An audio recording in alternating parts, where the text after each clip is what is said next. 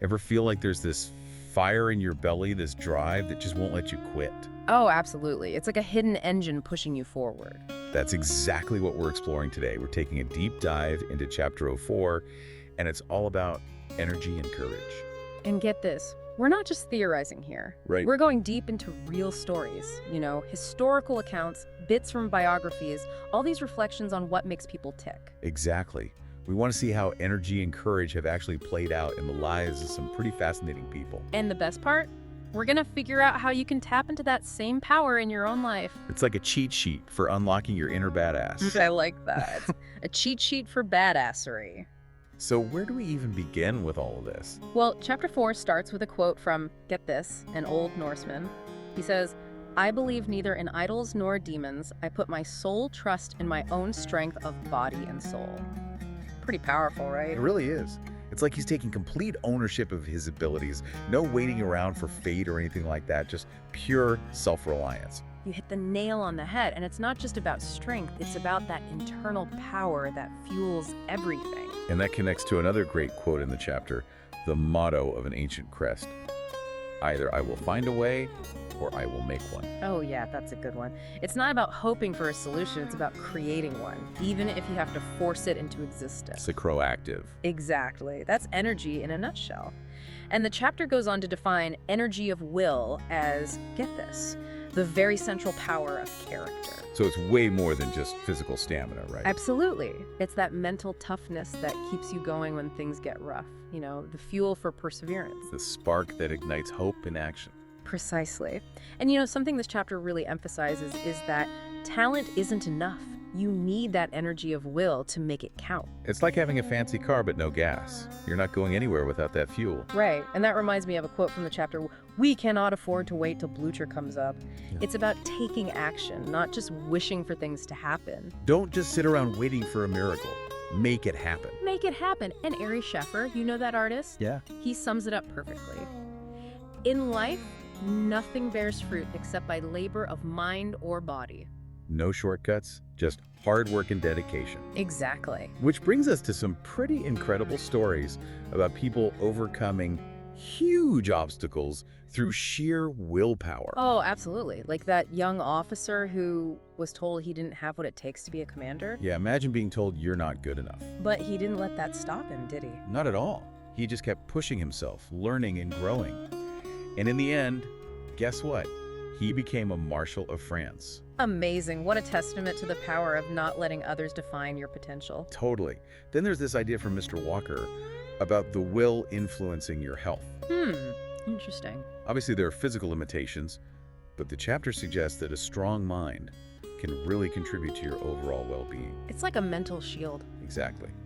And speaking of mental strength, we have to talk about Napoleon and Wellington.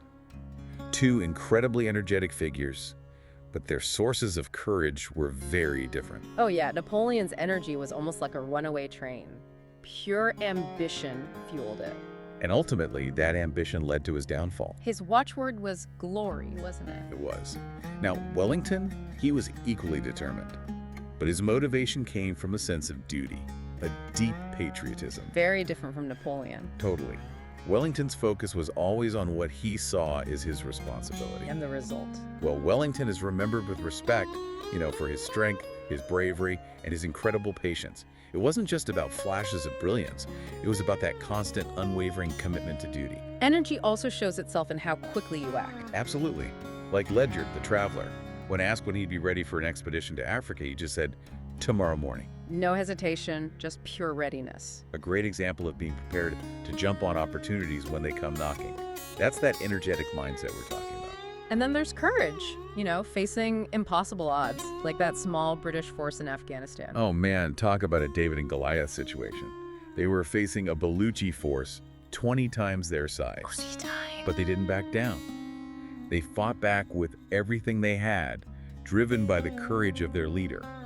The chapter describes it as pluck, tenacity, and determined perseverance. Incredible. And it shows that courage isn't about the numbers, it's about that inner fire. It's about the will to never give up. Now, there's this other anecdote about General Napier offering his hand to a juggler. It might seem a little out there. But it's such a cool illustration of boldness and curiosity. It's like he's testing the limits of what's possible, challenging himself to understand something new. That's the kind of energy that pushes boundaries and seeks knowledge through experience. Not just reading about it, but actually doing it. The chapter then dives into some incredible stories of endurance during sieges, particularly at Lucknow and Delhi. Talk about resilience. Imagine holding out in Lucknow for 6 months against overwhelming odds. 6 months. Yeah, it's almost unimaginable. And in Delhi, even though the British were technically the attackers, they were constantly under fire themselves. The chapter calls it sublime endurance. Wow. What an incredible display of inner strength and courage, especially over such a long period. It makes you realize what humans are capable of when they tap into that inner reservoir of strength. Speaking of incredible feats of endurance, we have to talk about the missionaries, specifically Francis Xavier. Oh, his story is incredible. He traveled huge distances across India, Malacca, Japan. He faced disease, exhaustion, and constant danger, but he never stopped. He was driven by his faith and this incredible energy. You can really feel his dedication in the stories. He'd literally baptize people until his hands were numb and repeat prayers until his voice gave out. It's like his word power was limitless. And the crazy thing is, he wasn't alone. The chapter mentions so many other missionaries who showed that same level of commitment. Schwartz, Carey, Marshman, Gutzlaff, Morrison, just to name a few. It's like a whole army of energy and devotion. It really is. They all faced incredible challenges, but their inner fire kept them going. And then there's the story of John Williams, the martyr of Erromango. Now, he was a fascinating figure, considered a dull boy as a child, but his inner calling was so strong. He actually taught himself while working in a factory, snatching bits of knowledge between the noise and the machinery. Wow.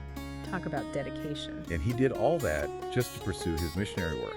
It's a perfect example of how inner drive can shatter any limitations people try to put on you. Absolutely. And what about Livingstone's adventures in Africa? Oh, he was a force of nature. His explorations across the continent, his resilience in the face of setbacks, even when a steam launch failed, he just sent home for a new one. He didn't let anything stop him. Nothing at all.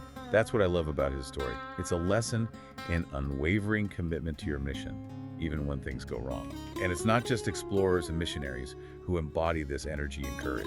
Right, the chapter also talks about people like Jonas Hanway who focus their energy on public service. He was all about making tangible improvements for people. He worked on London's highways, founded the Marine Society and the Magdalen Hospital. He faced tons of opposition, but he never gave up.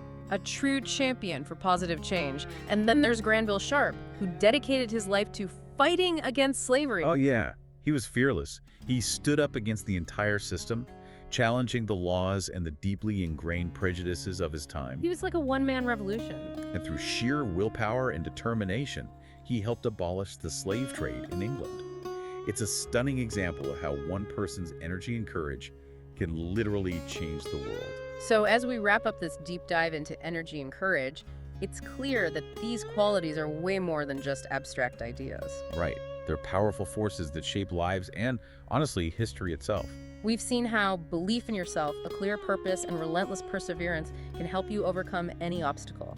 We've learned about the importance of quick decisions, incredible endurance, and unwavering dedication, and we've witnessed how focused energy can drive real, positive change in the world. And now, it's your turn. We want you to think about your own life. Where could a surge of energy and courage take you? What challenges are you facing that you could overcome if you tapped into that inner strength? Remember those stories we talked about today? The officer, the missionaries, the reformers. They all faced impossible odds but came out on top.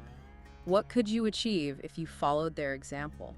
That's something we want you to think about long after this deep dive is over. Because who knows what you're capable of when you unlock your full potential? That's the real power of energy and courage.